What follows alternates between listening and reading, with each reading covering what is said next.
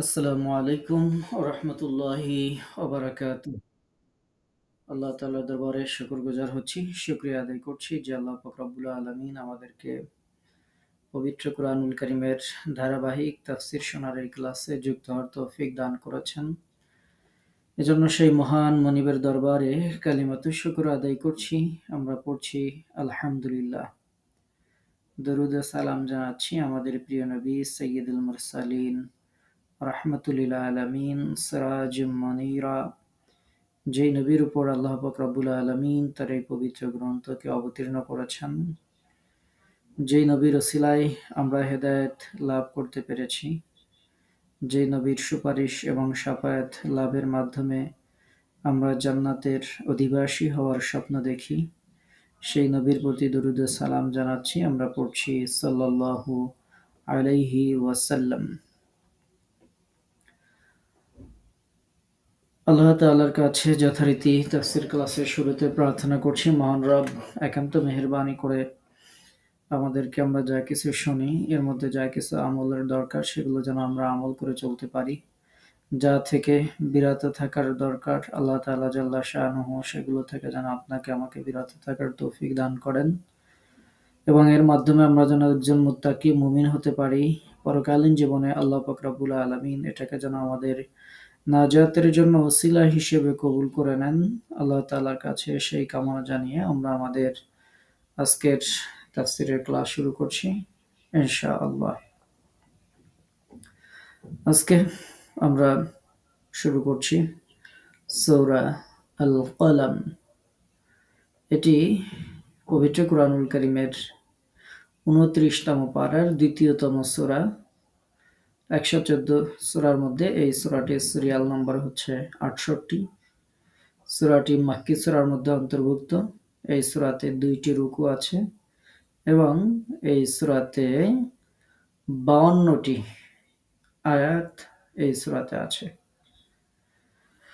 তো আমরা এই সূরাটির শুরুর কয়েকটি আয়াত আজকে আমরা শুনবো ইনশাআল্লাহ।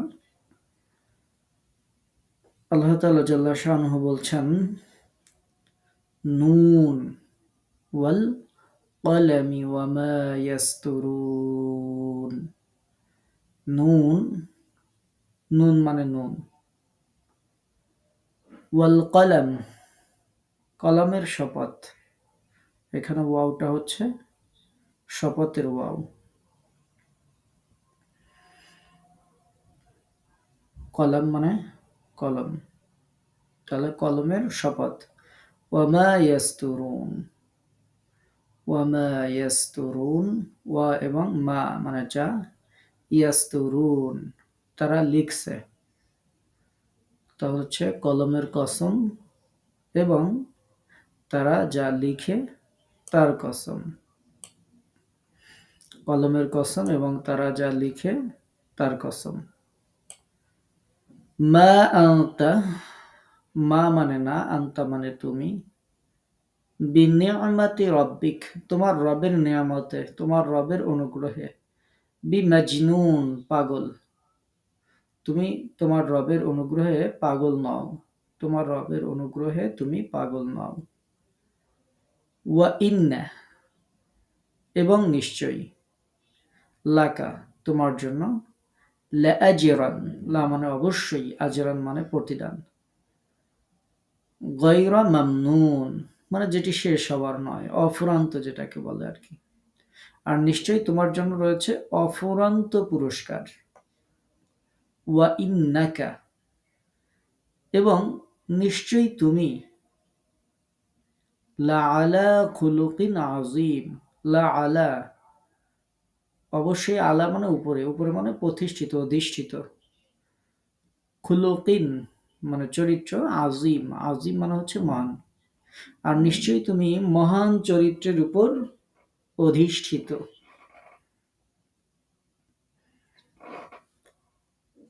ফাসাতুবসিরু ওয়া ইউবসিরুন, ফা মানে দ্রুতই, শীঘ্রই, তাড়াতাড়ি।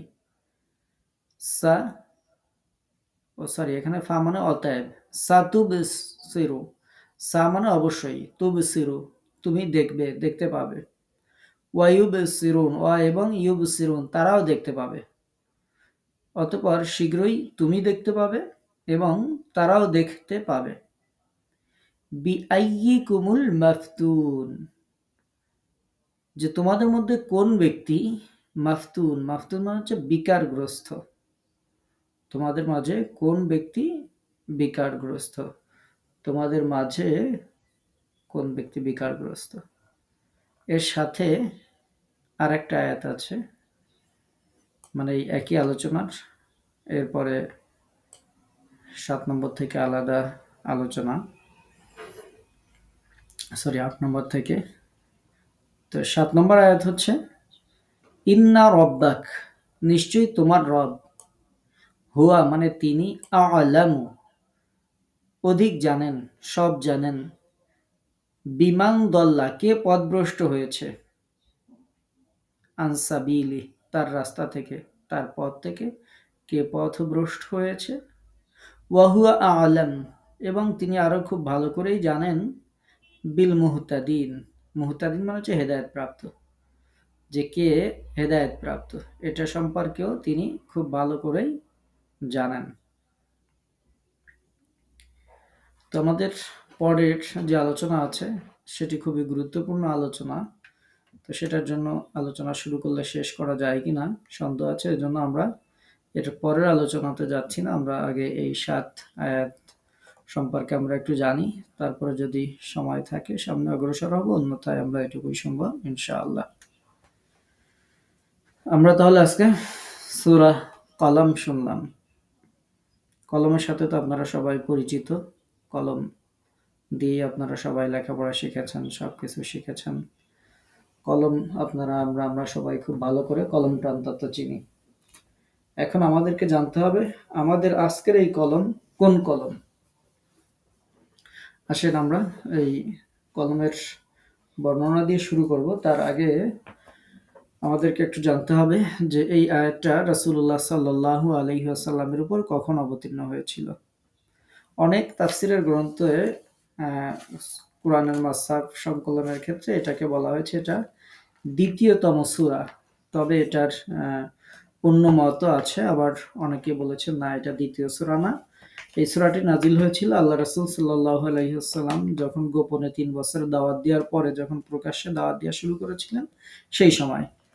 তাহলে আমরা জানতে পারলাম যে সূরাটি নাজিল হওয়ার সঠিক সময় এটা নির্দিষ্টভাবে বলা সম্ভব নয়, যে সঠিক কোন সময়ে এই সূরাটি নাজিল হয়েছিল এটির ব্যাপারে নিশ্চিতভাবে বলা সম্ভব না। সেটা সূরার প্রথম অংশ কখন নাজিল হয়েছিল সেটাও যেমন বলা সম্ভব না, এই সূরার পরের শেষের অংশ কখন নাজিল হয়েছিল সেটাও সুনির্দিষ্টভাবে বলা সম্ভব নয়। আর এই সূরার শুরুতে এবং শেষে একই ধরনের আলোচনা যেহেতু উপস্থিত হয়েছে, মানে উল্লেখ করা হয়েছে, এই সূরার যে বিষয়টি সেটি হচ্ছে আল্লাহ রাসূলের উপর কাফেরদের আক্রমণাত্মক মার মুখ হয়ে ওঠা এবং তাকে পাগল বলা, ভূতে ধরা ইত্যাদি গালিগালাজ করতে থাকা, এরকম একটা অবস্থা রাসূলুল্লাহ সাল্লাল্লাহু আলাইহি ওয়াসাল্লামের সাথে চলেছিল, সৃষ্টি হয়েছিল। এবং আমরা যে সেমিনার নিয়েছিলাম সিরাতে খাতামুল আম্বিয়া, আপনাদের মনে আছে, সেখানে আমরা 2 পর্বে আলোচনা করেছিলাম। প্রথম পর্ব ছিল রাসূল সাল্লাল্লাহু আলাইহি ওয়াসাল্লামের মাক্কি জীবন। তো সেখানে দেখবেন আমরা আল্লাহ রাসূল সাল্লাল্লাহু আলাইহি ওয়াসাল্লামকে তারা যে গালি দিত এরকম 15টি গালি সেখানে উল্লেখ করেছিলাম আমাদের সেই সেমিনারে, যে কে কোন ভাষা বলে গালি দিত। আবু জাহেলের স্ত্রী কি বলে গালি দিত, অমুক কি বলে গালি দিত, সেইগুলো আমরা সেখানে উল্লেখ করেছি।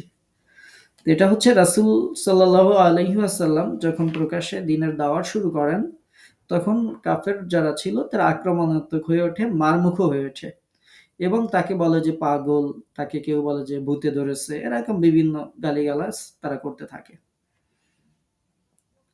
তো এই অবস্থায় যখন রাসূলুল্লাহ সাল্লাল্লাহু আলাইহি ওয়াসাল্লাম সর্বশ্রেণীর মানুষের কাছে ইসলামের দাওয়াতের বাণী যখন উপস্থাপন করছিলেন সেটা বেশ কিছু সময় পূর্বে, কারণ আপনারা জানেন যে নবুয়তের পর সুদীর্ঘ 3টা বছর রাসূল সাল্লাল্লাহু আলাইহি ওয়াসাল্লাম গোপনে দাওয়াতি কাজ করেছেন।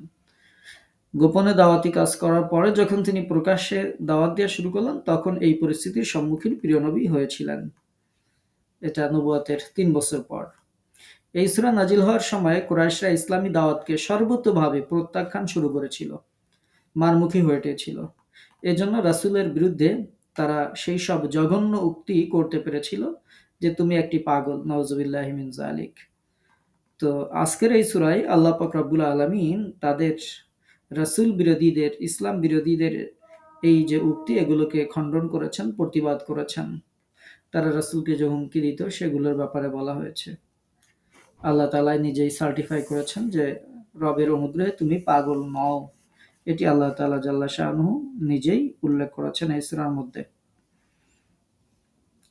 তারপরে এই সূরার মধ্যে আরো আছে যে কাফেররা কোরআন শোনার পর তাদের চোখ দিয়েই তোমাকে পদস্খলিত করে দিতে চায় এবং বলে যে সে তো পাগল। এরকম বর্ণনা আছে। সেগুলোরও প্রতিবাদ এই সূরাতে করা হয়েছে। এই সূরাটি মাক্কী সূরা। এই সূরার ব্যাপারে কেউ কেউ বলেছেন যে এই সূরার মধ্যে কিছু মাদানী আয়াত আছে, তবে অধিকাংশ মুফাসসিরিনে কেরামগণ বলেছেন যে এই সূরার মধ্যে কোনো মাদানী আয়াত নেই, এটি মাক্কী সূরার মধ্যে অন্তর্ভুক্ত। অতীত জাতিসমূহের বিভিন্ন কাহিনী বর্ণনা করা হয়েছে। এই সূরার আগে সেরকম কিছু বর্ণনা ছিল। কুরাইশরা গোষ্ঠীগতভাবে, সার্বিকভাবে আল্লাহ রাসূল যখন কুরাইশদেরকে দাওয়াত দিয়েছিলেন, তখন তারা যে প্রতিক্রিয়া দিয়েছিল, সেই প্রতিক্রিয়া সহ বিভিন্ন মতামত আছে এটার ব্যাপারে, যে এরকম অবস্থায় রাসূলুল্লাহ সাল্লাল্লাহু আলাইহি ওয়াসাল্লাম কাছে আল্লাহ তাআলা এই সূরা নাজিল করেছিলেন। এটা সম্পর্কে সুদীর্ঘ আলোচনা আছে। মুফাসসিরিনে কেরামগণ বিভিন্নভাবে সেটা উল্লেখ করেছেন যে কুরাইশ পুত্তলিকরা বিভিন্ন মন গড়া কিচ্ছা কাহিনীর আড়ালে তারা এই সত্যকে লুকিয়ে রাখতে চাইতো যে আরব ভূমিতে যখন ইসলামের চারা গাছটি যখন লাগানো হয়, শুধু আরব উপদ্বীপ নয় বরং সমগ্র পৃথিবীতে বিরাজমান জাহিলিয়াতের কাছে সেটা একেবারেই অচেনা মনে হয়েছিল।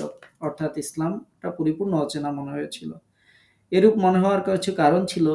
আরবের জাহেলিয়াতে নিজেকে হযরত ইব্রাহিম আলাইহিস সালাম এর উত্তরাধিকারী হওয়ার দাবি করত। আল্লাহ রাসূল যাদের কাছে দাওয়াত দিতেন, সেই সময়ের কাফের মুশরিক যারা ছিল, তারাও ইব্রাহিম আলাইহিস সালাতু ওয়াস সালামের উত্তরসূরি, এটা তারা দাবি করত। কিন্তু তারা সম্পূর্ণভাবে ইব্রাহিম আলাইহিস সালামের আদর্শের তারা বিকৃতি করেছিল। কুরাইশ পৌত্তলিকরা তাদের এই যে ধর্মীয় ভণ্ডামি, এটাকে বিভিন্ন কিচ্ছা কাহিনীর আড়ালে তারা লুকিয়ে রাখত। তাদের সমাজে ছিল বহু হাস্যকর আকীদা, বিশ্বাস, রসম, রেওয়াজ, পূজা, উপাসনা। এগুলো তাদের সমাজের মধ্যে, তাদের ধর্মের মধ্যে তারা প্রচার করেছিল। রাসূল সাল্লাল্লাহু আলাইহি ওয়াসাল্লাম যখন তাদের কাছে ধর্ম পেশ করলেন, তা মৌলিক নীতিমালা আদর্শের দিক দিয়ে ইব্রাহিম আলাইহিসসালাতু ওয়াসসালামের ধর্মের সাথে শুধু সামঞ্জস্যশীল ছিল তাই না, নিখুঁত, নির্ভেজাল, স্পষ্ট, সহজ সরলভাবে আল্লাহ রাসূল সাল্লাল্লাহু আলাইহি ওয়াসাল্লাম ইব্রাহিম আলাইহিসসালাতু ওয়াসসালামের সেই দ্বীনে ইসলামকে তাদের সামনে উপস্থাপন করেছিলেন। যেখানে কুরাইশরা এক আল্লাহর পরিবর্তে শত শত উপাস্যদেরকে মানত, ফেরেশতা, জিন, তাদের আত্মার প্রতিমূর্তির পূজা করত। কোরআন যখন তাদের সামনে পেশ করা হলো যে আল্লাহ এক এবং অদ্বিতীয়, তার শক্তিমত্তা এবং তার সৃষ্টির সাথে তার ইচ্ছার অপরিহার্যতা, যা কিছু আছে আল্লাহর পরিচয় যখন তারা উপস্থাপন করলেন, তখন তারা আল্লাহ রাসূল সাল্লাল্লাহু আলাইহি ওয়াসাল্লামের বিরোধিতা শুরু করলো। এবং সেই সময় আরো কিছু কারণ ছিল। কারণ সেই সময় সমাজে উঁচু-নিচু, আভিজাত্য, কৌলীন্য প্রথা ছিল। কিন্তু আল্লাহ রাসূল সাল্লাল্লাহু আলাইহি ওয়াসাল্লাম এর সবকিছুকেই বিসর্জন দিয়েছিলেন। ফলশ্রুতিতে যারা এরকম প্রভাবশালী ছিল, তারাও বিভিন্নভাবে রাসূল সাল্লাল্লাহু আলাইহি ওয়াসাল্লামের বিরোধিতা শুরু করলো। এভাবে বিভিন্ন কারণ আছে, যেই কারণগুলোতে আমরা যদি সেগুলো নিয়ে কথা বলি তাহলে সুদীর্ঘ সময় লাগবে, যে কেন তারা এত কঠিনভাবে রাসূলকে গালাগালি করতো এবং কেন তারা রাসূল সাল্লাল্লাহু আলাইহি ওয়াসাল্লামের বিরোধিতা করত। তো আমরা সে সম্পর্কে আর আলোচনা করছি না। এই সমস্ত বিভিন্ন কারণে আল্লাহ পাক রব্বুল আলামিন এই সূরাটিকে অবতীর্ণ করেছিলেন। তো আপনারা এটা জানলেন। এরপরে এই সূরার শুরুতে নুন একটা শব্দ দেখতে পাচ্ছেন। আমরা আলিফ লাম মিম, এটা তাফসীরের সময় আমরা এটা উল্লেখ করেছি, হুরুফে মুকাত্তাআত, যেটার অর্থ একমাত্র আল্লাহ তাআলাই ভালো জানেন।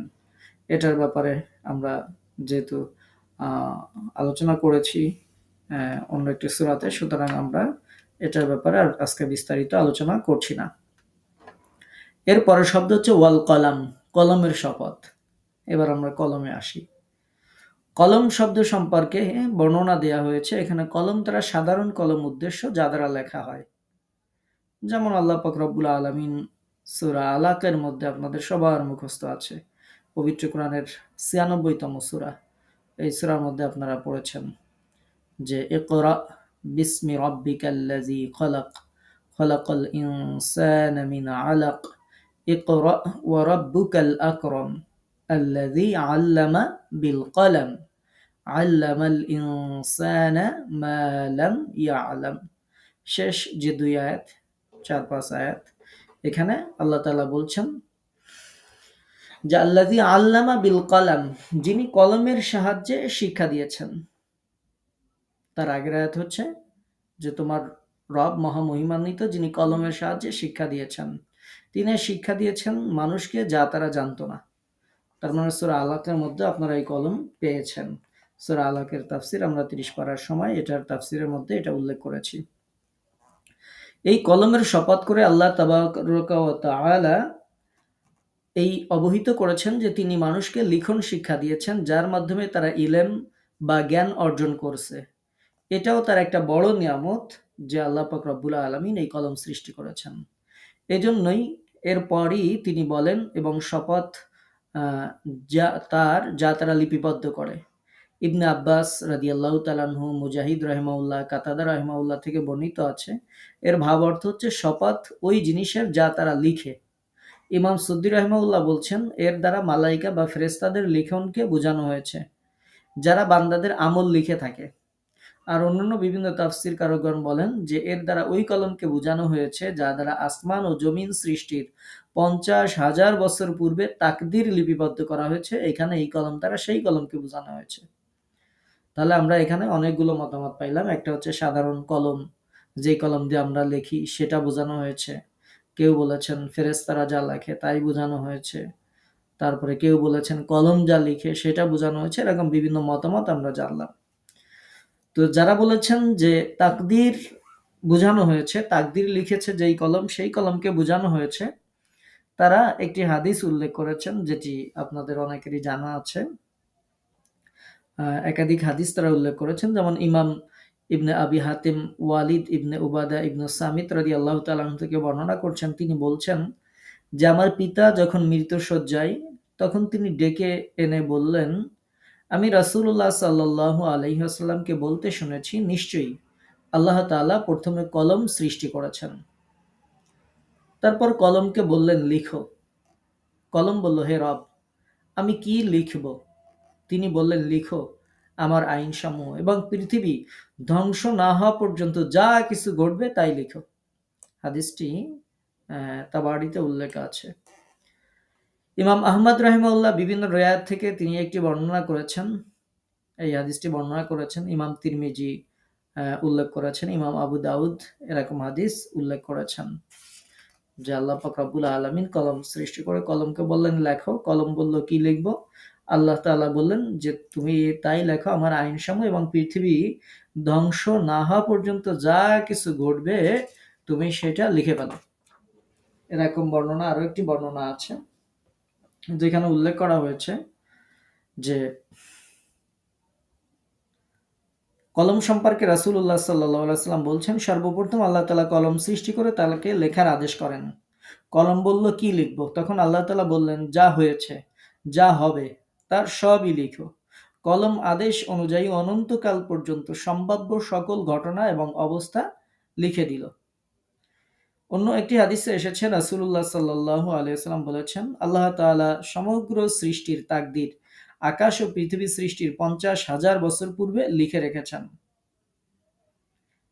তো এই যে কলম, এই কলমকেও বোঝানো হয়েছে। তার মানে যে কোনো কলমই হতে পারে। তো আমরা কলম সম্পর্কে জানলাম। ওয়ামা ইয়াসতুরুন, এরপরে বলা হয়েছে যে এবং তারা যা লিপিবদ্ধ করে। এই কলম যা লিপিবদ্ধ করে সেটা তো আপনারা ভালোই জানেন, যে কলম দ্বারা কত কিছু লিপিবদ্ধ করা হয়, সেটার আমরা বিস্তারিত ব্যাখ্যা উল্লেখ করছি না। কলম যা লিপিবদ্ধ করে কলমের শপথ এবং কলম যা লিপিবদ্ধ করে, যা কিছু লিপিবদ্ধ করে তার সব কিছুর কথা এখানে আল্লাহ সুবহানাহু ওয়া তাআলা উল্লেখ করেছেন। এই আয়াতে কলমের শপথ করার দ্বারা রাসূল সাল্লাল্লাহু আলাইহি ওয়াসাল্লামের বড়ত্বের প্রকাশ করা হয়েছে। আল্লাহ তাআলা সেই নবী সাল্লাল্লাহু আলাইহি ওয়াসাল্লাম কে উল্লেখ করছেন। এরপরে আয়াতে আসবে, মা আনতা বিনিআমাতি রাব্বিকা বিমাজনুন, যে তুমি তোমার রবের অনুগ্রহে পাগল নও। তুমি তোমার রবের অনুগ্রহে পাগল নও। যেমন তোমার সম্প্রদায়ের মূর্খ ও সত্য অস্বীকারী যারা, তারা তোমাকে যেমন পাগল বলে থাকে, তুমি পাগল নও। বরং তোমার জন্য অবশ্যই রয়েছে নিরবিচ্ছিন্ন পুরস্কার। ওয়া ইন্না লাকা লাআজরান গায়রা মামনুন, এমন পুরস্কার তোমার জন্য রয়েছে যেটি কখনো শেষ হবার নয়, অফুরন্ত দান। যেমন ভাবে যেটাকে আর কি বেহিসাব পুরস্কার বলা হয়, এই বেহিসাব পুরস্কার রয়েছে। কেন রয়েছে? যে কেননা তুমি তোমার রিসালাতের দায়িত্ব পূর্ণভাবে পালন করেছো এবং আমার পথে অসহনীয় কষ্ট সহ্য করেছো। আল্লাহ তাআলা এজন্য বলছেন, তাই আমি তোমাকে বেহিসাব পুরস্কার দান করব। সূরা হুদের মধ্যে এরকম আয়াত আছে, আল্লাহ তাআলা বলেছেন আতাআন গায়রা মাজজুজ, যে এটা হবে অফুরন্ত দান। সূরা ৩ এর মধ্যে, সূরা ৩ এর তাফসীর আপনাদেরকে শুনিয়েছি ইতিপূর্বে। সূরা ৩ এর মধ্যে আল্লাহ তাআলা বলছেন, ফালাহুম আজরুন গায়রু মামনুন, তাদের জন্য আছে নিরবিচ্ছিন্ন পুরস্কার, এমন পুরস্কার যা কখনো শেষ হবার নয়। আল্লাহ তার নবীকে সান্ত্বনা দিচ্ছেন যে তুমি তোমার রবের অনুগ্রহে পাগল নাও, আর ওদের কথা নিয়ে তোমার টেনশন, চিন্তা, পেরেশানি, হতাশা কোনো কিছু হওয়ার কোনো দরকার নেই। নিশ্চয়ই তোমার জন্য তোমার রবের কাছে অফুরন্ত পুরস্কার আছে, প্রতিদান আছে। এরপর আল্লাহ তাআলা বলছেন, ওয়া ইন্নাকা লাআলা খুলুকিন আযীম, হে নবী অবশ্যই তুমি মহান চরিত্রের অধিকারী। তুমি অবশ্যই মহান চরিত্রের অধিকারী। আল্লাহ পাক রব্বুল আলামিন প্রিয় নবী সাল্লাল্লাহু আলাইহি ওয়াসাল্লামের চরিত্রের সার্টিফাই করছেন। ইবনে আব্বাস রাদিয়াল্লাহু তাআলা আনহু থেকে বর্ণিত আছে যে খুলকিন আযীম হলো দীনুন আযীম, তথা মহান দ্বীনের উপর যে তুমি রয়েছে সেই দ্বীন আল ইসলাম, এটা মহান, এটা বোঝানো হয়েছে। ইবনে অন্য আরেকজন মুফাসসির তিনি বলছেন খলকান আযীম দ্বারা আদাবুন আযীম বা উত্তম শিষ্টাচার বোঝানো হয়েছে।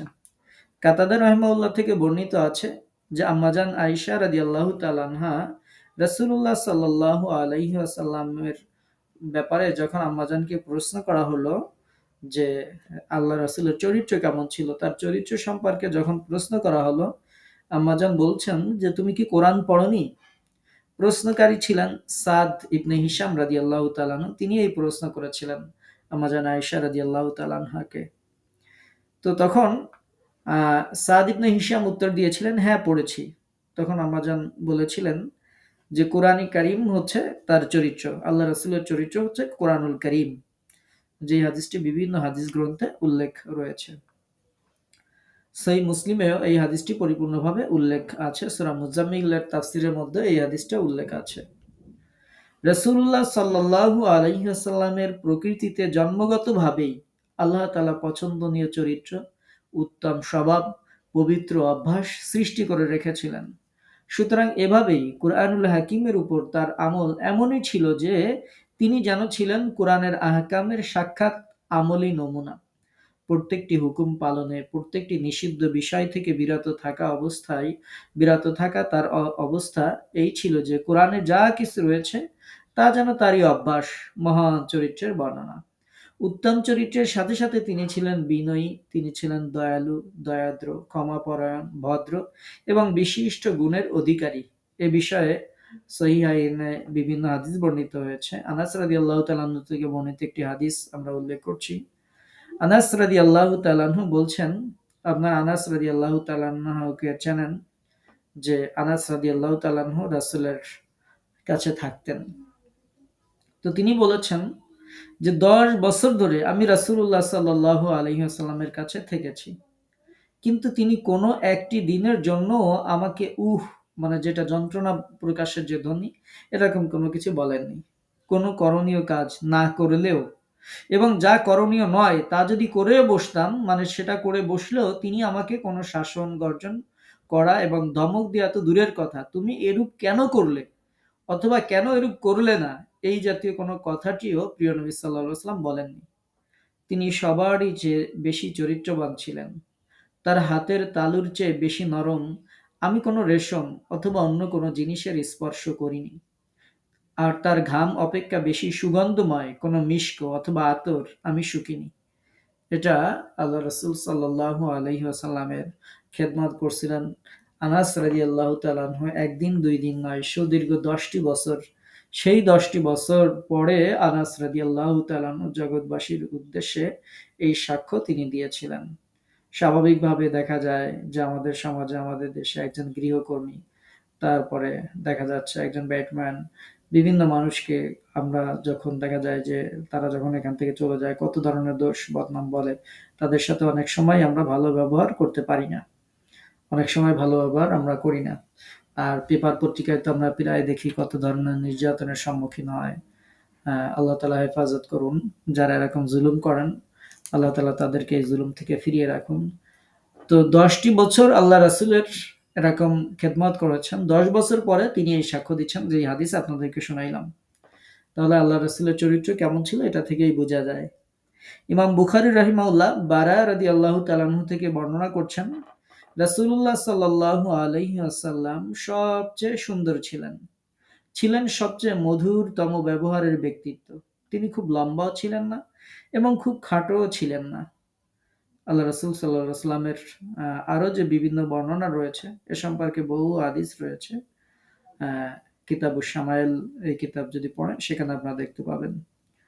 মুসনাদে আহমদে আম্মাজান আয়েশা রাদিয়াল্লাহু তাআলা আনহা থেকে বর্ণিত আছে, তিনি বলেন, রাসূলুল্লাহ সাল্লাল্লাহু আলাইহি ওয়াসাল্লাম কখনো তার হাত দ্বারা না তার কোনো দাসকে প্রহার করেছেন, না প্রহার করেছেন তার কোনো স্ত্রীকে, এবং না প্রহার করেছেন অন্য কাউকে। তবে হ্যাঁ, তিনি আল্লাহর পথে জিহাদ করেছেন, সেটা অন্য কথা। যখন তাকে তার পছন্দের দুটি কাজের যেকোনো একটিকে গ্রহণ করার অধিকার দেয়া হতো, তখন তিনি সহজটি অবলম্বন করতেন। তবে সেটা পাপের কাজ হলে তিনি তা থেকে দূরে থাকতেন। কখনো তিনি কারো নিকট হতে তার নিজের কারণে কোনো প্রতিশোধ গ্রহণ করেননি। তবে কেউ আল্লাহর মর্যাদা ক্ষুণ্ণ করলে তিনি আল্লাহর আহকাম জারি করার জন্য অবশ্যই তার নিকট হতে প্রতিশোধ গ্রহণ করতেন। যে হাদিসটি সহিহ মুসলিমে আছে, মুসনাদে আহমদে আছে। আল্লাহ রাসূলের জীবন কেমন ছিল, চরিত্র কেমন ছিল, সেটা নিয়ে আমরা যদি কথা বলি তাহলে দিনের পর দিন, রাতের পর রাত চলে যাবে। রাসূল সাল্লাল্লাহু আলাইহি ওয়াসাল্লামের চারিত্রিক গুণাবলী আমরা বলে শেষ করতে পারবো না। আল্লাহ পাক রব্বুল আলামিনই সাক্ষ্য দিচ্ছেন যে ওয়া ইন্নাকা লাআলা খুলুকিন আযীম, তুমি তো আছো মহান চরিত্রের উপর। আল্লাহ তাআলা তাকে এই চরিত্র দিয়েই আল্লাহ রাব্বুল আলামিন দুনিয়াতে প্রেরণ করেছিলেন। এবং এই চরিত্র থাকার কারণে আল্লাহ রাসূলের যারা বিরোধিতা করত, যারা আল্লাহ রাসূলের বিরুদ্ধে যুদ্ধ করত, তাদের বিভিন্ন ঘটনা আপনাদেরকে সিরাতের বিভিন্ন আলোচনার সময় বিভিন্ন সময় আমরা শুনিয়েছি। যে আবিসিনিয়াতে যখন মুসলমানেরা হিজরত করে, কুরাইশরা তাদের প্রতিনিধি পাঠিয়েছিল, যাও আবিসিনিয়ার বাদশাকে গিয়ে মোহাম্মদ সাল্লাল্লাহু আলাইহি ওয়াসাল্লামের বিরুদ্ধে উস্কানি দিয়ে আসো। সেখানেও আবিসিনিয়ার বাদশা যখন জিজ্ঞাসা করেছিলেন আল্লাহ রাসূলের চরিত্রের ব্যাপারে তিনি মিথ্যা বলেন কিনা, এরকম বিভিন্ন বিষয়ে, তারাও সেদিন সেখানে বলেছিলেন যে না, তিনি এই কাজগুলো করেন না। যারা আল্লাহ রাসূলের জানের দুশমন ছিল তারা আল্লাহ রাসূলের চরিত্রে কোনো দোষ ত্রুটি তারা বের করতে পারে নাই, কোনোদিন ধরেও নাই। এমনকি তারা সবাই বিশ্বাস করতো, হ্যাঁ তুমি সত্যবাদী, এ ব্যাপারে কোনো সন্দেহ নেই, তুমি আমানতদার, এ ব্যাপারে কোনো সন্দেহ নেই। তারা সব চরিত্রের সাক্ষ্য দিত যে সবকিছুই ভালো, কিন্তু তুমি এই দিন কেন প্রচার করো, এরকম কোনো কথা তারা বলতো। এজন্য তারা আল্লাহ রাসূলকে প্রস্তাব দিয়েছিল, তুমি যদি চাও এই আরবের সব থেকে সুন্দরী মেয়ে তোমার সাথে বিয়ে দিয়ে দিব, তুমি যদি চাও এই আরবের সব থেকে ধনী তোমাকে বানিয়ে দিব, কিন্তু তুমি শুধু একটি কাজ করবে না, সেটি হচ্ছে এই দিন প্রচার করবে না, আমাদের বাপদাদার ধর্ম থেকে আমাদেরকে দূরে সরাবে না। তো যারা আল্লাহ রাসূলকে মারতে এসেছিল, আপনারা জানেন প্রিয় নবী যখন হিজরত করেন আল্লাহ রাসূলের কাছে অনেক কাফেরের আমানত ছিল, কুরাইশদের আমানত ছিল। কারণ তারাও ভালো করে জানতো যে আমরা যেই নেতাদের অনুসরণ করি তাদের কাছে যদি আমানত রাখি তাহলে এই আমানত ফিরে পাওয়ার সম্ভাবনা খুব কম। আর যার আমরা বিরোধিতা করি তাই সেই মোহাম্মদুর রাসূলুল্লাহ সাল্লাল্লাহু আলাইহি ওয়াসাল্লামের কাছে যদি আমরা আমাদের আমানত রেখে দিই, তাহলে সেটা অবশ্যই তিনি যে অবস্থায় আছে সে অবস্থায় তিনি ফিরিয়ে দিবেন। তো রাসূলুল্লাহ সাল্লাল্লাহু আলাইহি ওয়াসাল্লাম যখন তাকে দারুন নদওয়াতে কাফেররা সিদ্ধান্ত নিল যে আজকে রাতের মধ্যেই তাকে হত্যা করতে হবে। কে হত্যা করবে? তারা প্রত্যেক গোত্র থেকে একজন যুবক নিল। যে যদি কোনো এক গোত্রের একজন যদি হত্যা করে, তাহলে তো রাসূলের যে গোত্র আছে তারা এটার প্রতিশোধ নিবে। তো তখন তারা কি করলো, যে প্রত্যেক গোত্র থেকে একজন যাও এবং অন্ধকার রাতেই তাকে হত্যা করতে হবে, যাতে কে হত্যা করেছে এটা ফাইন্ড আউট করা না যায়, যাতে তারা প্রতিশোধ নিতে না পারে। যদি তারা যুদ্ধ করতে চায়, তাহলে সমস্ত গোত্রের বিরুদ্ধে যুদ্ধ করতে হবে। এরকম অবস্থায় যখন তারা আল্লাহ রাসূলের গৃহের চারপাশ ঘিরে ফেলেছিল, আল্লাহ রাসূল সাল্লাল্লাহু আলাইহি ওয়াসাল্লাম আল্লাহ তাআলার নির্দেশে হিজরত করতে যাবেন, সে সময় আলী রাদিয়াল্লাহু তাআলা আনহুকে বুঝিয়ে দিয়েছিলেন যে আলী, এটা অমুকের সম্পদ, এটা অমুকের সম্পদ, এটা অমুকের সম্পদ। চিন্তা করেন, যারা মারতে এসেছে, হত্যা করতে এসেছে, এরপরেও রাসূলুল্লাহ সাল্লাল্লাহু আলাইহি ওয়াসাল্লাম তাদের সেই সম্পদগুলো বুঝিয়ে দিয়ে গিয়েছিলেন। এই ছিল আমাদের নবী সাল্লাল্লাহু আলাইহি ওয়াসাল্লাম। আল্লাহ পাক রব্বুল আলামিন এজন্য তার চরিত্রের ব্যাপারে বলছেন খুলুকিন আযীম, উত্তম চরিত্র। যেই হাদিসটি আমরা শুনলাম যে আল্লাহ রাসূল তার হাত দ্বারা জিহাদ ছাড়া কখনো কাউকে আল্লাহ রাসূল প্রহার করেননি। তার যে দাস ছিল, গোলাম যারা ছিল, খাদেম যারা ছিল, কোনোদিন কাউকে মুখ দিয়ে কোনো খারাপ কথা বলেননি, হাত দিয়ে কখনো প্রহার করেননি। এবং রাসূলুল্লাহ সাল্লাল্লাহু আলাইহি ওয়াসাল্লামের যে স্ত্রী ছিল, সেই স্ত্রীদের সাথেও তিনি কখনো এরকম যেটা দেখা যায় যে আজকে আমাদের সমাজে একেবারে ভাইরাসের মতো স্বামী স্ত্রীর মাঝে অমিল, কাটাকাটি, মারামারি, হাঙ্গামা, এগুলো কখনো কোনোদিন আল্লাহ রাসূলের চরিত্রে কখনো ছিল না। আবু হুরায়রা রাদিয়াল্লাহু তাআলা আনহু থেকে আরেকটি হাদিস উল্লেখ করছি, মুসনাদে আহমদে হাদিসটি উল্লেখ করা হয়েছে। রাসূলুল্লাহ সাল্লাল্লাহু আলাইহি ওয়াসাল্লাম বলেছেন, নিশ্চয়ই আমি উত্তম ও পরিপূর্ণ আদব আখলাককে বাস্তবায়িত করার জন্যই প্রেরিত হয়েছি। বুইসতু লিউতাম্মিমা মাকারিমাল আখলাক, উত্তম চরিত্রের পূর্ণতা দেওয়ার জন্যই আল্লাহ পাক রব্বুল আলামিন আমাকে প্রেরণ করেছেন। তো এইভাবে প্রিয় নবী সাল্লাল্লাহু আলাইহি ওয়াসাল্লামের যে চারিত্রিক গুণাবলী, চারিত্রিক যে বৈশিষ্ট্য, এটা ছিল অসাধারণ, অতুলনীয় বৈশিষ্ট্য ছিল আমাদের নবী সাল্লাল্লাহু আলাইহি ওয়াসাল্লামের। আমাদের নবী সাল্লাল্লাহু আলাইহি ওয়াসাল্লামের এই চারিত্রিক মাধুর্যে, তার এই মানবীয় গুণাবলী সবকিছুতে পৃথিবীর সমস্ত মানুষেরা এটা বিস্ময়ে অভিভূত হয়ে তারা এটার সার্টিফাই করেছে। আপনারা জানেন মাইকেল এইচ হার্ডের দ্য 100 গ্রন্থ আছে, 100 মনীষীর জীবনী। তারা খ্রিস্টান, কিন্তু তারপরেও সর্বপ্রথম যে যার জীবনী তারা উল্লেখ করেছেন, সেটা হচ্ছে আমাদের প্রিয় নবী সাল্লাল্লাহু আলাইহি ওয়াসাল্লাম। তো আল্লাহ রাসূলের স্বভাব চরিত্র ছিল যে তিনি কখনো মিথ্যাই বলেননি। তো আপনাদেরকে সেটার যে কথা আমরা শুনিয়েছি, আল্লাহ রাসূলের ব্যাপারে তাদের কাফেরদের যে ধারণা ছিল, সেটা রাসূল সাল্লাল্লাহু আলাইহি ওয়াসাল্লামকে সবাই বুদ্ধিমান বলে স্বীকার করত। হাজরে আসওয়াদ কাবাঘর যখন ভেঙে তারা আবার নির্মাণ করেছিল, তখন তাদের মধ্যে যে দ্বন্দ্ব বেঁধেছিল, তখন তারা আল্লাহ রাসূলকে বিচারক হিসেবে মেনে নিয়েছিল। তারা আল্লাহ রাসূলকে আল-আমিন, বিশ্বাসী, সৎ উপাধি এই কাফেররাই দিয়েছিল। তারা তার কাছে মূল্যবান জিনিসপত্র, টাকা, কড়ি, এগুলো আল্লাহ রাসূলের কাছে রাখত, যেটা আপনাদেরকে শোনাইলাম যে হিজরতের দিনও ছিল। এবং আল্লাহ রাসূল সেটা আলী রাদিয়াল্লাহু তাআলা আনহুর মাঝে তাদেরকে বুঝিয়ে দিয়ে গিয়েছিলেন, ফেরত দিয়েছিলেন। মক্কার মুশরিকরা তার নবুয়ত লাভের আগে তাকে কখনো কোনোদিন একটি মিথ্যা কথাও বলতে শোনেনি।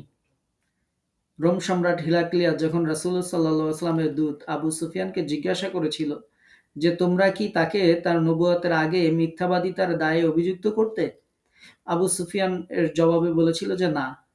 অথচ সে ইসলাম গ্রহণের আগে রাসূল সাল্লাল্লাহু আলাইহি ওয়াসাল্লামের কঠিন দুশমন ছিল। হিরাক্লিয়াস বললেন যে তিনি যখন মানুষের সাথে মিথ্যা বলেন না, তখন আল্লাহর ব্যাপারে মিথ্যা বলবেন কেমন করে? তো এইভাবে আল্লাহ রাসূলের চরিত্রের সার্টিফাই সবাই করেছিল। যে ভদ্র ও সম্ভ্রান্ত মানুষটাকে তারা নিজেদের ভেতরে সবচেয়ে বিচক্ষণ, উত্তম চরিত্রের অধিকারী মনে করত, তার বিরুদ্ধে কিভাবে তারা এই জাতীয় অভিযোগ পেশ করতে পারে? তো তারা আল্লাহ রাসূলকে এই কথাগুলো বলেছিল যে তুমি পাগল, এরকম বিভিন্ন কথা বলেছিল। আল্লাহ তাআলা সান্ত্বনা দিয়েছেন যে হে নবী, তুমি পাগল নও, নিশ্চয়ই তোমার জন্য রয়েছে চিরস্থায়ী প্রতিদান। যে আয়াতগুলো আমরা শুনলাম, তাহলে এই আয়াতে আমরা জানলাম রাসূলের চরিত্রের ব্যাপারে আল্লাহ পাক রব্বুল আলামিন সাক্ষ্য দিয়েছেন যে নিশ্চয়ই তুমি মহান চরিত্রের অধিকারী। সমস্ত নবী সাল্লাল্লাহু আলাইহি ওয়াসাল্লামের প্রশংসায় সমস্ত সৃষ্টি জগৎ মুখরিত হয়ে ওঠে। স্বয়ং বিশ্বজগতের প্রতিপালক আল্লাহ পাক রব্বুল আলামিন তার প্রশংসা উল্লেখ করেছেন। তুমি অতি উন্নত এবং তুমি মহৎ চরিত্রের অধিকারী। এই উন্নত চরিত্র বলতে কি বোঝানো হয়েছে সেটা আল্লাহ তালাই ভালো জানেন। কেউ বলেছেন তার যে ইসলাম তিনি প্রচার করেছেন সেটা উত্তম, তার চরিত্র উত্তম, সবকিছুই উত্তম। এটা আল্লাহ পাক রব্বুল আলামিন সাক্ষ্য দিয়েছেন। রাসূল সাল্লাল্লাহু আলাইহি সাল্লামের সম্পর্কে তার যে সাথী যারা ছিল তাদের একজনের সাক্ষ্য আনাস রাদিয়াল্লাহু তাআলা আনহুর সাক্ষ্য আপনাদেরকে শুনিয়েছি। এবং একজন মানুষ মোহাম্মদ এবং রাসূল মোহাম্মদ সাল্লাল্লাহু আলাইহি ওয়াসাল্লাম কত সুন্দর ছিলেন, তার চরিত্র কত সুন্দর ছিল সেটা আপনাদেরকে শুনিয়েছি। রাসূলের যে চারিত্রিক মহত্ব এটাই হচ্ছে ইসলামের প্রাণ শক্তি। আমরা নিজেদেরকে যত বেশি মুসলিম দাবি করব, আমরা নিজেদেরকে যত বেশি ভালো মানুষ মনে করব, আমাদের তত বেশি চরিত্রবান হতে হবে। আমাদেরকে সবসময় মনে রাখতে হবে আমার চরিত্র যদি ভালো না হয়, আমি নিজেকে যত বড় সুফি দাবি করি, যত বড় হুজুর দাবি করি, যত বড় মাওলানা দাবি করি, যত বড় মুত্তাকি দাবি করি, যত বড় পীর সাহেব দাবি করি, এগুলো সব ভণ্ডামি। যিনি ইসলামের অনুসারী হবেন, যিনি যত বেশি ইসলামের অনুসারী হবেন, তার চরিত্র তত ভালো হবে, তার বৈশিষ্ট্য, চারিত্রিক বৈশিষ্ট্য, চারিত্রিক গুণাবলী তত ভালো হবে। আমি যদি মানুষের সাথে মারামারি করি, আমি যদি মানুষের সাথে মিথ্যা বলি, মানুষের সাথে ওয়াদা খেলাফ করি, মানুষের গীবাত করি, মানুষের পরনিন্দা যেটা বলে চুগলখড়ি করি, এরপরে যদি নিজে মসজিদে যায়, জামাতের আগে থাকি, বারবার সিজদা দিই, এগুলো মূল্যহীন। কারণ চারিত্রিক মহত্বই হচ্ছে ইসলামের প্রাণ শক্তি। এই কথাটা আজকের তাফসিরে আমাদের ভালো করে মনে রাখতে হবে। চারিত্রিক বৈশিষ্ট্য এমন, আল্লাহ রাসূলের ব্যাপারে কাছে দুইজন মহিলার কথা উল্লেখ করা হয়েছে। একজন মহিলার ব্যাপারে বলা হয়েছে যে ইয়া রাসূল আল্লাহ, অমুক মহিলা, সে খুব নামাজ কালাম পড়ে, রোজা রাখে, সবকিছুই ঠিক আছে, মানুষের সাথে খারাপ ব্যবহার করে, জবান দিয়ে মানুষকে কষ্ট দেয়। আল্লাহ রাসূল সরাসরি বলে দিলেন জাহান্নামী। আর একজন মহিলার কথা বলা হলো যে সে ইয়া রাসূল আল্লাহ, সে এত ফরজ নামাজ পড়ে কিন্তু অতিরিক্ত সে এত বেশি নফল ইবাদত করে না, এত বেশি নফল রোজা রাখে না, কিন্তু সে কারোর সাথে খাবার ব্যবহার করে না, সে সবার সাথে ভালো ব্যবহার করে। রাসূল সাল্লাল্লাহু আলাইহি ওয়াসাল্লাম বললেন সে জান্নাতি। এটা হচ্ছে মুসলমানদের চরিত্র, যে এই চরিত্রের কারণে আপনি জান্নাতি অথবা জাহান্নামী হবেন। যার চরিত্র যত ভালো সে আল্লাহর কাছে তত বেশি প্রিয়। নবীদের চরিত্র ছিল এই পৃথিবীতে সব থেকে ভালো চরিত্র। এজন্য আল্লাহ পাক রব্বুল আলামিন তাদেরকে রেসালাতের দায়িত্ব দিয়েছিলেন।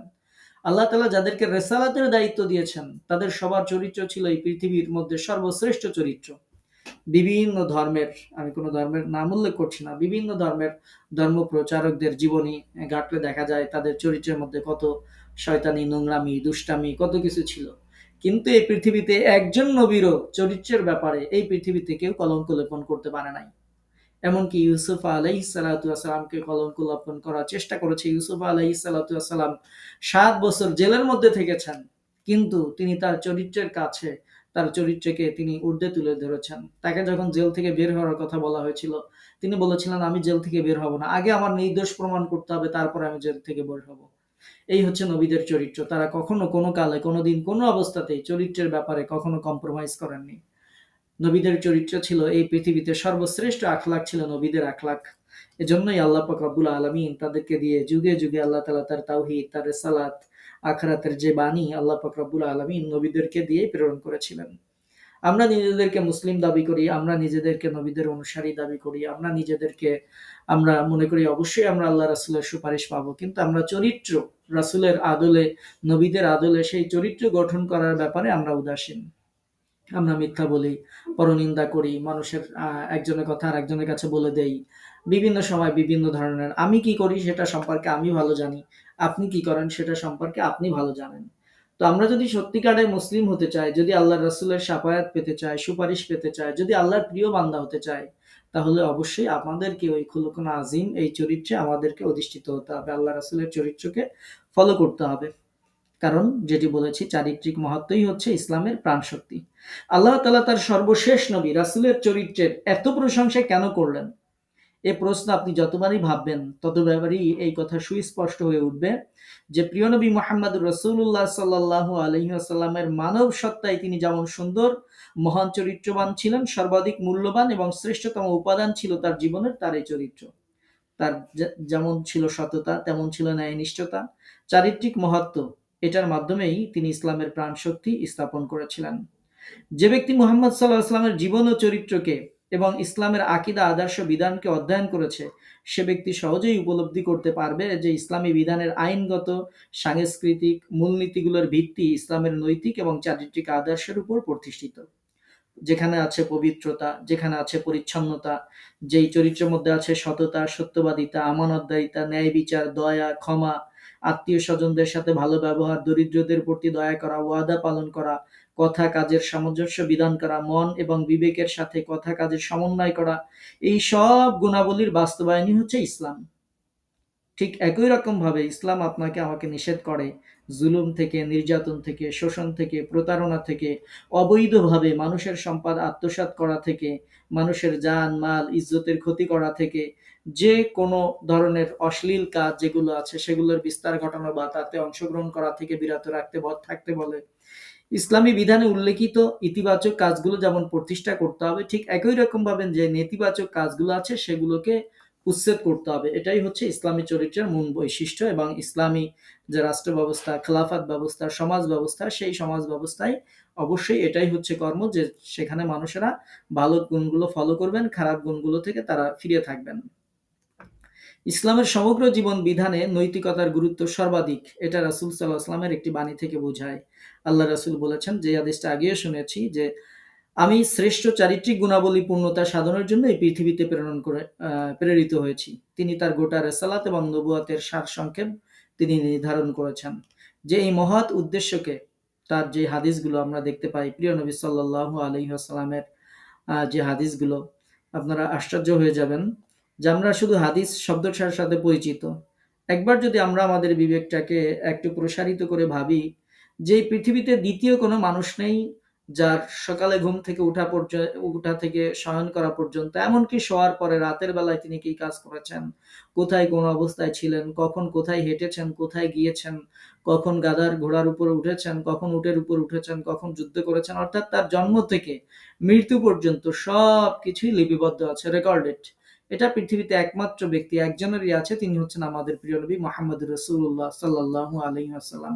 এবং এই হাদিসগুলোর মাধ্যমেই আমরা রাসূলের সেই চারিত্রিক যে গুণাবলী সেগুলো আমরা পেয়ে থাকি। তার ব্যক্তিগত জীবন হচ্ছে এই কোরআনের একটি জীবন্ত উদাহরণ। যিনি ছিলেন নির্মল, নিষ্কলঙ্ক, এবং আমরা যত ভালো ছবি আপনি কল্পনা করতে পারেন সৎ চরিত্রবানের, তার থেকে বেশি সৎ চরিত্রবান ছিলেন আমাদের প্রিয় নবী মুহাম্মদুর রাসূলুল্লাহ সাল্লাল্লাহু আলাইহি ওয়াসাল্লাম। তো আমরা যদি আল্লাহ রাসূলের এই চরিত্রিক বৈশিষ্ট্য নিয়ে কথা বলি, তাহলে আমাদের আরো অনেক সময় লাগবে। যে আল্লাহ রাসূল সাল্লাল্লাহু আলাইহি ওয়াসাল্লামের তিনি যে নৈতিক চরিত্রের অধিকারী, যে কারণে আল্লাহ তাআলা তার প্রশংসা করেছেন, সেটির সম্পর্কে কথা বললে আরো অনেক সময় লাগবে। আমরা এর পরের আয়াতে যাই। তাহলে আমরা এই আয়াতের যেটি জানলাম সেটি হচ্ছে অবশ্যই আল্লাহ রাসূলের চরিত্র ছিল সবথেকে সুন্দর চরিত্র, যেটি আল্লাহ প্রশংসা করেছেন, এবং একজন মুসলিম হিসেবে আমাদেরকে সেই চরিত্রে গুণান্বিত হতে হবে।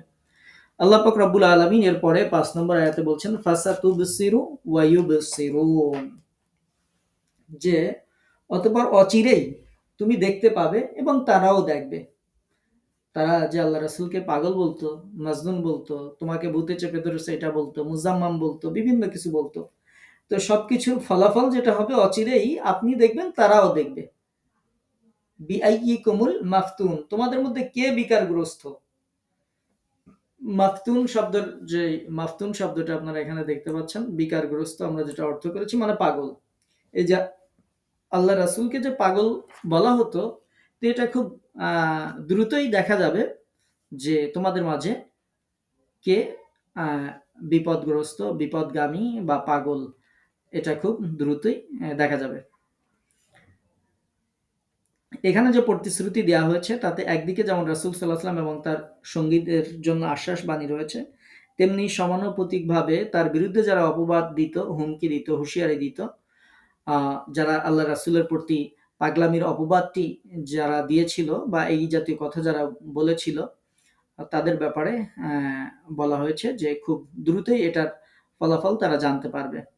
তারা যে বলতো রাসূলের ঘাড়ে জিন সাওয়ার হতো, এরকম বিভিন্ন কথা যে তারা বলতো, যে এই অলংকার সমৃদ্ধ কথাবার্তা এটা জিনেরাই তাকে শিখায় দেয়। তারপরে কবিদের সম্পর্কেও তারা এরকম ভাবতো যে প্রত্যেক কবির সাথে একটা করে শয়তান থাকে, সেই তাকে এমন অদ্ভুত কথাবার্তা শেখায়। তো তো এভাবে বিভিন্ন বিষয়ে তারা আল্লাহ রাসূলের সাথেও সম্পর্ক যুক্ত করে দিত। তো আল্লাহ পাক রব্বুল আলামিন বলছেন যে অচিরেই আপনিও দেখতে পাবেন, তারাও দেখতে পাবে যে প্রকৃতপক্ষে কে পাগল।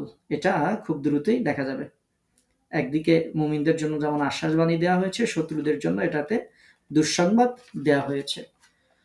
এরপরে আমরা আরেকটা আয়াত শুনেছি, ইন্না রব্বাকা হুয়া আ'লাম, নিশ্চয়ই তোমার রব ভালো করেই জানেন, বিমান দল্লা আন সাবিলি, কে তার পথ থেকে ভ্রষ্ট হয়েছে, ওয়া হুয়া আ'লামু বিল মুহতাদিন, আর কে হেদায়েত প্রাপ্ত হয়েছে এটা কেউ না জানুক, আল্লাহ পাক রব্বুল আলামিন খুব ভালো করে জানেন। ইন্না রব্বাক, তোমার রব খুব ভালো করে জানেন, সম্যক অবগত যে কে তার পথ থেকে বিচ্যুত হয়েছে, আর তিনি খুব ভালো করেই জানেন যে কারা হেদায়েত প্রাপ্ত হয়েছে। আল্লাহ সুবহানাহু ওয়া তাআলা এখানে খুব সুন্দর করে উল্লেখ করে দিয়েছেন যে নিশ্চয়ই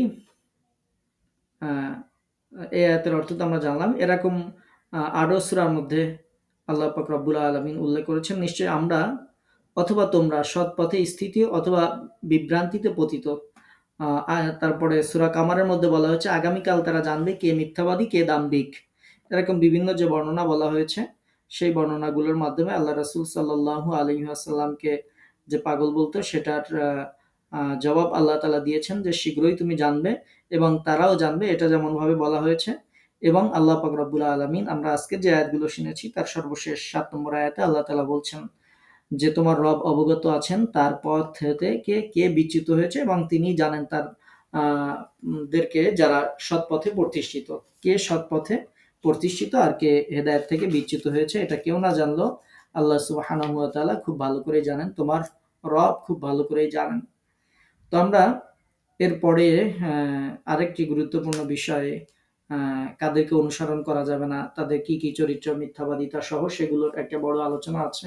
আমরা আগামী ক্লাসে ইনশাআল্লাহ শুনবো। আজকে সামনে আর অগ্রসর হব না, তাহলে আজকে আমরা এই ৭ আয়াত পর্যন্ত আমরা শেষ করছি। তো আজকের ৭ আয়াত থেকে আমরা শিক্ষা গ্রহণ করব। আল্লাহ পাক রব্বুল আলামিন আমাদেরকে যেন আমাদের নবীর চরিত্রের আদলে আমাদের চরিত্র গঠন করার তৌফিক দান করেন। আমাদের চরিত্রে যত খারাপ গুণাবলী আছে আল্লাহ তাআলা যেন সেগুলোকে দূর করে দেন। আমাদের চরিত্রে যত ভালো গুণাবলীর ঘাটতি আছে আল্লাহ তাআলা সেগুলো যেন আমাদেরকে দান করেন। আল্লাহ পাক রব্বুল আলামিন প্রিয় নবী সাল্লাল্লাহু আলাইহি ওয়াসাল্লামের সাথে জান্নাতে যেন একত্রিত হতে পারি সেই তৌফিক আল্লাহ তাআলা সুবহানাহু ওয়া তাআলা আমাদেরকে যেন দান করেন। আমরা সেই কামনায় আজকের তাফসীর ক্লাস শেষ করছি। আমরা পড়ছি আমিন। যদি কারো কোনো প্রশ্ন থাকে তাহলে আপনারা প্রশ্ন করতে পারেন।